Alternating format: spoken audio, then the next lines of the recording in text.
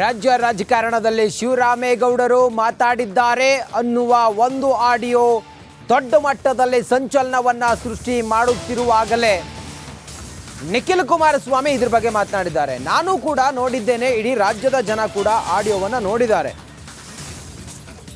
HDD ಬಗ್ಗೆ ಲಘುವಾಗಿ ಮಾತನಾಡಿರೋದು ಅವರ ಸಂಸ್ಕೃತಿಯನ್ನು ತೋರಿಸುತ್ತೆ. ಇದು ಶಿವರಾಮೇಗೌಡರ ಮನಸ್ಥಿತಿ ಏನು ಅಂತೇಳಿ ಈ ಆಡಿಯೋದಿಂದಲೇ ಗೊತ್ತಾಗುತ್ತೆ. ಬೆಂಗಳೂರಿನಲ್ಲಿ JDSನ ಯುವ ನಾಯಕ ನಿಖಿಲ್ ಕುಮಾರಸ್ವಾಮಿ ವಾಗ್ದಾಳಿಯನ್ನು ಮಾಡಿದ್ದಾರೆ. ರಿಪಬ್ಲಿಕ್ ಕನ್ನಡ ಬ್ರೇಕ್ ಮಾಡಿದ ಸುದ್ದಿಗೆ ನಿಖಿಲ್ ಕುಮಾರಸ್ವಾಮಿ ಪ್ರತಿಕ್ರಿಯೆಯನ್ನು ಕೊಟ್ಟಿದ್ದಾರೆ.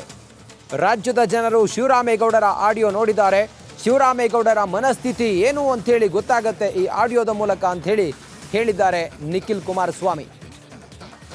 ಮೊನ್ನೆ ಇಡೀ ರಾಜ್ಯದ ಜನತೆ ಶಿವರಾಮೇಗೌಡರು ಮಾತನಾಡಿರ್ತಕ್ಕಂಥ ಆಡಿಯೋ ಏನು ಬಿಡುಗಡೆ ಆಗಿದೆ.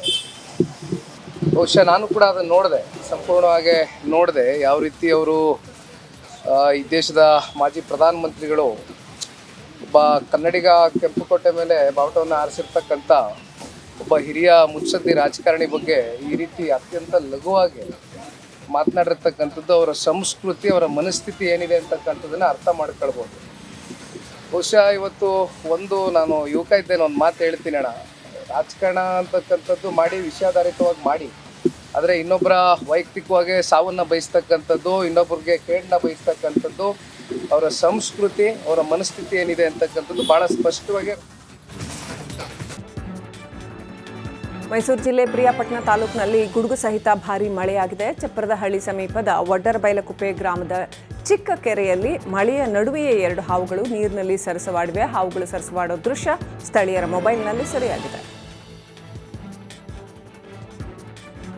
ಯಾದಗಿರಿಯಲ್ಲೂ ಕೂಡ ಸಿಡಿಲು ಬಡಿದು ಎತ್ತು ಸಾವನ್ನಪ್ಪಿದೆ. ಯಾದಗಿರಿ ತಾಲೂಕಿನ ಕಂಚಿಗಾರಹಳ್ಳಿ ತಾಂಡದಲ್ಲಿ ಈ ಘಟನೆ ನಡೆದಿದೆ. 70,000 ರೂಪಾಯಿ ಮೌಲ್ಯದ ಎತ್ತನ್ನು ಕಳೆದುಕೊಂಡು ರಾಜು ಚೌಹಾಣ್ ಕಂಗಾಲಾಗಿದ್ದಾರೆ. ಸರ್ಕಾರ ಸೂಕ್ತ ಪರಿಹಾರ ನೀಡಬೇಕು ಅಂತ ರೈತ ಮುಖಂಡ ವೆಂಕೋಬ ಕಟ್ಟಿಮನಿ ಒತ್ತಾಯಿಸಿದ್ದಾರೆ. ಧಾರವಾಡದ ಮಾವು ಮೇಳದಲ್ಲಿ ಭರ್ಜರಿ ವ್ಯಾಪಾರ ಶುರುವಾಗಿದೆ. ನಗರದ ತೋಟಗಾರಿಕಾ ಇಲಾಖೆ ಆವರಣದಲ್ಲಿ ಮಾವು ಮೇಳ ಆಯೋಜನೆ ಮಾಡಲಾಗಿತ್ತು. 6 ದಿನಗಳ ಕಾಲ ನಡೆದ ಮೇಳದಲ್ಲಿ ಒಟ್ಟು 90 ಟನ್ ಮಾವಿನ ಹಣ್ಣು ಮಾರಾಟವಾಗಿದೆ. ರೈತರಿಂದ ಗ್ರಾಹಕರಿಗೆ ನೇರವಾಗಿ ಮಾವು ಮಾರಾಟವಾಗಿದ್ದು ಒಟ್ಟು 90 ಲಕ್ಷ ರೂಪಾಯಿ ವಹಿವಾಟು ಆಗಿದೆ. ವರುಣನ ಅಬ್ಬರಕ್ಕೆ ಹುಣಸೂರು ತಾಲೂಕಿನ ಹಲವು ಗ್ರಾಮಗಳಲ್ಲಿ ಅಪಾರ ಪ್ರಮಾಣದ ತಂಬಾಕು, ಶುಂಠಿ ಬೆಳೆ ಜಲಾವೃತಗೊಂಡಿದೆ. ಕೆರೆ ಕಟ್ಟೆಗಳು ತುಂಬಿ ಹರಿತಾ ಇದ್ದು ಸಾಕಷ್ಟು ಅವಾಂತರಗಳು ಸೃಷ್ಟಿಯಾಗಿದೆ. ಮೊದಲೇ ಬರದಿಂದ ಕಂಗೆಟ್ಟಿದ್ದ ರೈತರಿಗೆ ಬೆಳೆ ನಾಶವಾಗಿರುವುದು ಗಾಯದ ಮೇಲೆ ಬರೆ ಎಳೆದಂತಾಗಿದೆ.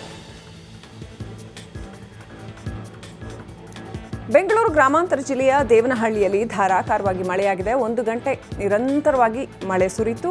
ಆ ಮಳೆಗೆ ರಸ್ತೆಗಳು ಕೆರೆಯಂತಾಗಿದೆ. ಬೈಪಾಸ್ ಬಳಿ ಇರೋ ಕೆಂಪೇಗೌಡ ಸರ್ಕಲ್ ಮಳೆ ನೀರಿನಿಂದ ಜಲಾವೃತವಾಗಿತ್ತು. 3 ಅಡಿಯಷ್ಟು ನಿಂತ ಮಳೆ ನೀರಲ್ಲಿ ಸಂಚರಿಸೋದಕ್ಕೆ ವಾಹನ ಸವಾರರು ಹರಸಾಹಸ ಪಟ್ಟರು.